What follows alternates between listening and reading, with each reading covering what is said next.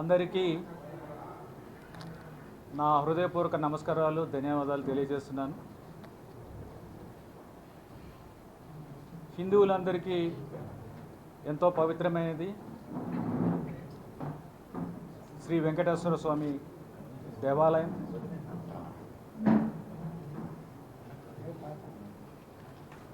అలాగే రోజుకి ప్రపంచ నలుమూలల నుంచి వేలాది మంది వచ్చి దర్శించుకుంటూ ఉంటారు.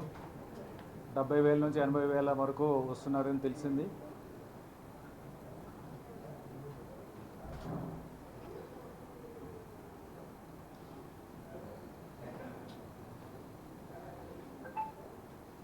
ఇది చాలా ఫేమస్ దేవాలయం వరల్డ్లోనూ. ఇలాంటి దేవాలయానికి, ఇంత పవిత్రమైన దేవాలయానికి ఎగ్జిక్యూటివ్ ఆఫీసర్గా, ఇలాంటి దేవాలయాన్ని మేనేజ్ చేస్తున్న టీటీడీకి ఎగ్జిక్యూటివ్ ఆఫీసర్గా రావడం అనేది నా అదృష్టం కింద భావిస్తున్నాను. నేను డ్యూటీ ఈజ్ డివైన్ అని భావిస్తాను.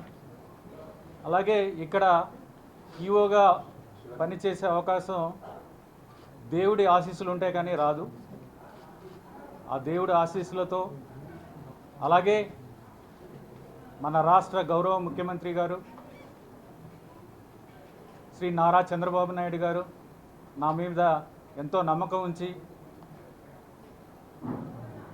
ఈ టీటీడీకి ఈవోగా ఇవ్వడం చాలా అదృష్టంగా భావిస్తున్నాను. ఆయనకి నా హృదయపూర్వక ధన్యవాదాలు తెలియజేస్తున్నాను.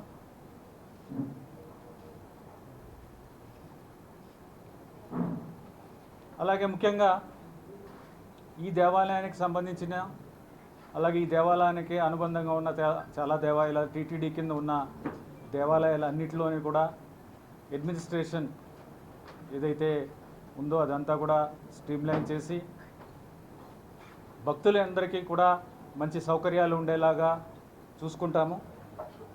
అలాగే ఏ పని చేసినా అకౌంటబిలిటీ, ట్రాన్స్పరెన్సీ ఉండేలాగా చూసుకుంటాము. మీకు అందరికీ తెలిసిందే, ఈ దేవాలయము richest Hindu temple in the world. ఈ దేవాలయానికి ఎన్నో అసెట్స్ ఉన్నాయి. అలాగే భక్తుల నుంచి కూడా కోట్లాది రూపాయల కానుకలు వస్తూ ఉంటాయి. ఇవన్నీ మేనేజ్ చేయాల్సిన బాధ్యత టీటీడీకి ఉంది. అలాగే as executive officer I have very big responsibility. So ఇవన్నీ కూడా ట్రాన్స్పరెంట్గా విత్ అకౌంటబిలిటీ చేస్తాము. అలాగే ఏ కార్యక్రమం చేసినా సరే, ప్రొక్యూర్మెంట్స్లో కానీ, కాంట్రాక్ట్స్ కానీ, ఏదైనా కానీ చేసినా సరే అవన్నీ కూడా కరెక్ట్గా జరిగేలాగా, యాజ్ పర్ నామ్స్ జరిగేలాగా, ట్రాన్స్పరెంట్గా జరిగేలా చూస్తాము. అలాగే భక్తులకి ఇవ్వాల్సిన ఫెసిలిటీస్ అన్నీ కూడా వాటి మీద దృష్టి పెడతాము. అలాగే వాళ్ళకు ప్రొవైడ్ చేయాల్సిన టికెట్స్ బుకింగ్ దగ్గర నుంచి, వాళ్ళకి ప్రొవైడ్ చేసిన ఫుడ్ దగ్గర నుంచి, అకామిడేషన్, ట్రాన్స్పోర్ట్, ఇవన్నిటి కూడా ప్రత్యేకమైన దృష్టి పెట్టి ఎవరైనా సరే ఈ దేవాలయానికి వస్తే వాళ్ళు ఇక్కడ ఎక్స్పీరియన్స్ ఆనందంగా ఉండాలి. ఆ తర్వాత ఇక్కడి నుంచి వెళ్ళిన తర్వాత వాళ్ళు జీవితాంతం ఈ ఎక్స్పీరియన్స్ గుర్తుండిపోయేలా ఉండాలి. ఆ విధంగా అన్ని చర్యలు తీసుకుంటాము.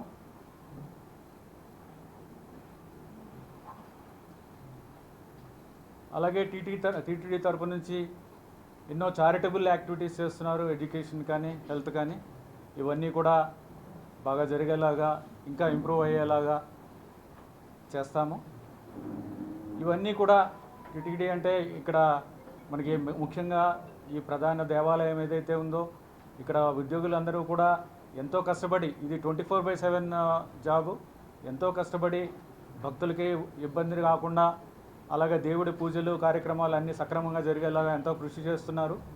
అలాగే మీ అందరి కృషితో, అలాగే ఉద్యోగుల కృషితో, వాళ్ళ కోఆపరేషన్తో నేను ఈ బాధ్యతల్ని సక్రమంగా నిర్వహిస్తాను. ఈ అవకాశం ఇచ్చినందుకు మీ అందరికీ కూడా ధన్యవాదాలు తెలియజేస్తున్నాను.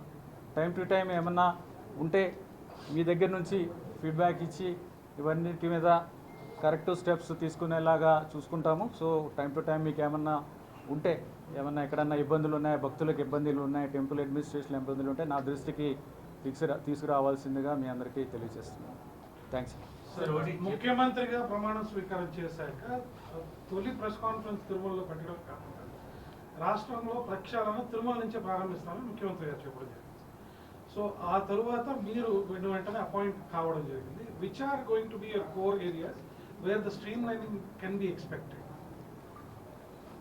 ఇప్పుడు నేను ఆల్రెడీ చెప్పాను కదా, ఇప్పుడు భక్తుల ఇబ్బందులు అనేవి చాలా ముఖ్యం. భక్తుల ఫెసిలిటీస్, వాళ్ళ ఇక్కడికి వచ్చిన తర్వాత వాళ్ళ ఎక్స్పీరియన్స్ ఏదైతే ఉందో చాలా హ్యాపీగా ఉండాలి. ఇక్కడికి వచ్చి లైఫ్ లాంగ్ వాళ్ళకి గుర్తుండిపోయేలా ఉండాలి, వాళ్ళకి ఇబ్బంది లేకుండా ఉండాలి. ఇక్కడ ఏ విధంగా కూడా అంటే ఇక్కడికి వచ్చినప్పుడు టికెట్ బుకింగ్ దగ్గర నుంచి కానీ, లేకపోతే ఫుడ్ గురించి కానీ, అకామిడేషన్ కానీ ఏదైనా సరే ఇందాక చెప్పాను ఆల్రెడీ. సో అవన్నీ కూడా చాలా ఇంప్రూవ్ చేయాల్సిన ఈ అవసరం కూడా ఉంది. అంటే కంటిన్యూస్ ప్రాసెస్. ఇంతకుముందు అందరూ కూడా వాళ్ళ కంట్రిబ్యూషన్ వాళ్ళు చేశారు, ఇంకా కూడా దాన్ని ఇంప్రూవ్ చేయాల్సింది ఉంది. వాటి మీద ప్రత్యేక దృష్టి డెఫినెట్గా పెడతాము. అలాగే టెంపుల్ కూడా డెవలప్మెంట్, ముఖ్యమంత్రి గారికి కూడా ఒక విజన్ ఉంది టెంపుల్ డెవలప్మెంట్ మీద. ఆ విజన్ ప్రకారం కూడా టెంపుల్ని డెవలప్ చేసి దీన్ని ఒక ప్రపంచంలో ఆల్రెడీ ఒక మంచి పేరున్న అలాగే ప్రసిద్ధి చెందిన ఆలయం, దీన్ని ఇంకా కూడా బాగా చేసి ప్రజలందరి మన్ననలు పొందడానికి ట్రై చేస్తాం. సార్ ఒకటి సీఎం గారు చాలా స్పష్టంగా చెప్పారు, తిరుమల ఒక వరస్ట్ ప్లేస్గా మారిపోయింది, ఒక వరస్ట్ ప్లేస్గా మారిపోయింది తిరుమల అన్న కామెంట్ కూడా చేశారు. అయితే ఇప్పటి వరకు గత 5 ఏళ్లలో తీసుకున్నటువంటి నిర్ణయాలు కానీ, టీటీడీ అమలు చేస్తున్నటువంటి పథకాలు కానీ దీని మీద రివ్యూ చేసే అవకాశం ఉందా? లేదంటే ఇప్పటి నుంచి భక్తులకు మెరుగైనటువంటి వసతి దోశ భక్తులకు సౌకర్యం కల్పించేందుకే ప్రియారిటీ ఇచ్చే అవకాశం? ఇప్పుడు టీటీడీకి సంబంధించిన అన్ని విషయాల్లో కూడా చూస్తాం. ఇది చేయాలి, ఇది చేయకూడదు అని ఏమీ లేదు. ఏదైతే నిధులు ఉన్నాయో సక్రమంగా వినియోగించుకోవాలి. అవన్నీ కూడా దేవుడికి సంబంధించినవి, భక్తులకు సంబంధించినవి, ఇవన్నీ కూడా సక్రమంగా వినియోగించుకోవాలి. ఎక్కడన్నా ఏమన్నా దుర్వినియోగం జరిగి ఉంటే అవి కూడా చూస్తాం. చూడని నేను ఎలా చెప్పగలుగుతాను? అవన్నీ కూడా చూడాలి. ఎక్కడైనా దుర్వినియోగం జరిగితే డెఫినెట్గా అవి కూడా చేయాల్సి వస్తుంది. పాస్ట్ ప్రెజెంట్ అని ఏం లేదు. ఎక్కడైనా సరే ఏ ఉద్యోగంలో అయినా సరే పాస్ట్ చూస్తాము, ఇప్పుడు చేయాల్సినవి చూస్తాము, ఫ్యూచర్లో ఏం చేయాలనేది కూడా నిర్ణయిస్తాము. అవన్నీ కూడా చేస్తాం. ఇది చేయాలి, అది చేయకూడదని అలాంటిది ఏమీ చెప్పలేదు, అలాంటివి ఏమీ లేవు కూడా. సార్, అన్ని రోజుల్లో భక్తులు దర్శనం 30-40 గంటలు కూడా పట్టే రోజులు ఉన్నాయి. అటువంటి రోజుల్లో భక్తులకు ఈజీగా దర్శనం కావడానికి ఎటువంటి చర్యలు తీసుకుంటున్నాం? డెఫినెట్గా చెప్పాను కదా, భక్తులకి ఇబ్బంది లేకుండా వాళ్ళకి కరెక్ట్గా టైంకి వాళ్ళకి అంటే మినిమం టైంలో వాళ్ళకి ఎక్స్పీరియన్స్ కూడా ఇబ్బంది లేకుండా ఉండేలా చర్యలు తీసుకుంటాము. వాటిని స్టడీ చేయాలి. ఇంకా నాకు ఇంకా తెలియదు కాబట్టి చూసి డెఫినెట్గా వాట్ ఎవర్ ఈజ్ రిక్వైర్డ్, ఏదైతే భక్తుల కోసం అవసరమైనవి అన్నీ కూడా చర్యలు తీసుకుంటామని తెలియజేస్తుంది. మీతో టైం టు టైం మాట్లాడతాం. ఇది ఒకటే ఫస్ట్ కాదు, ఇది లాస్ట్ కాదు. ఫ్యూచర్లో డెఫినెట్గా మాట్లాడదాం. మీరు కూడా మీ ఫీడ్బ్యాక్ ఇస్తూ ఉండండి. ఇందాక చెప్పినట్టు దాన్ని బట్టి. పదవీ విరమణ పొందిన వారు చాలా కీలక ఉద్యోగాల్లో కొనసాగుతున్నారు.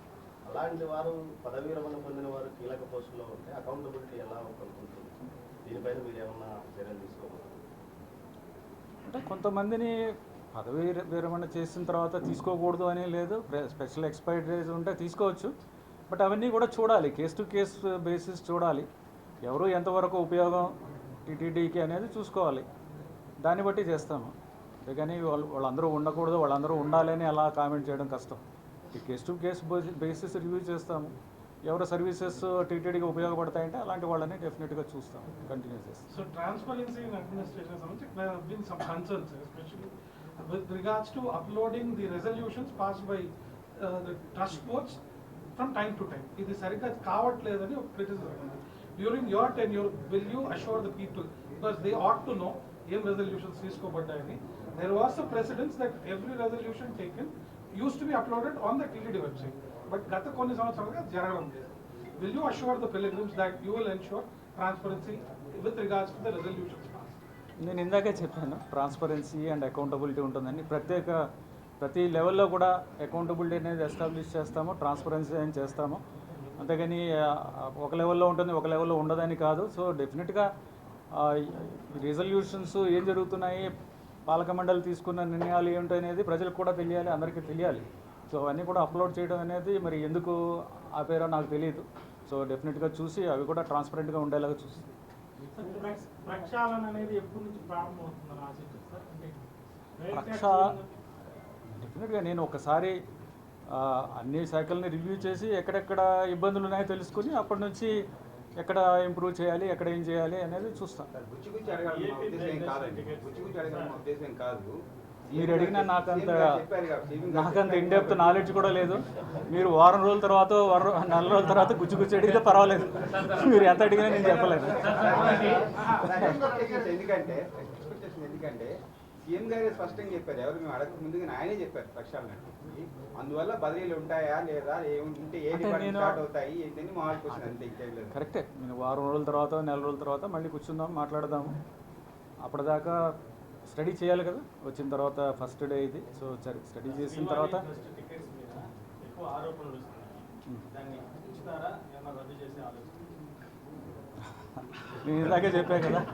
సో ఇన్స్టెంట్ రిప్లై అయితే నేను ఇవ్వలేను. అవన్నీ కూడా ఏమి కంప్లైంట్స్ వచ్చాయి, ఏమి ఇబ్బందులు వచ్చాయి అవన్నీ కూడా స్టడీ చేస్తాం, చేసి తగిన నిర్ణయం తీసుకుంటాను. అదేది అందరితో కన్సల్ట్ చేసి తీసుకునే నిర్ణయం అదే, నేను ఒక్కడిని చేసే నిర్ణయం కాదు కదా. అవి ఏమన్నా ఉన్నా సరే, ఏ నిర్ణయం అయినా సరే అందరితో డిస్కస్ చేసి చేసే నిర్ణయం ఉంటుంది. సార్, సీనియర్ ఐఏఎస్ ఆఫీసర్ గతంలో ఎన్నో విభాగాలకు బాధ్యతలు నిర్వహించారు. ఇవాళ ప్రపంచంలోనే అత్యంత హిందూ ధార్మిక సంస్థ టీటీడీలో కార్యనిర్వహణాధికారిగా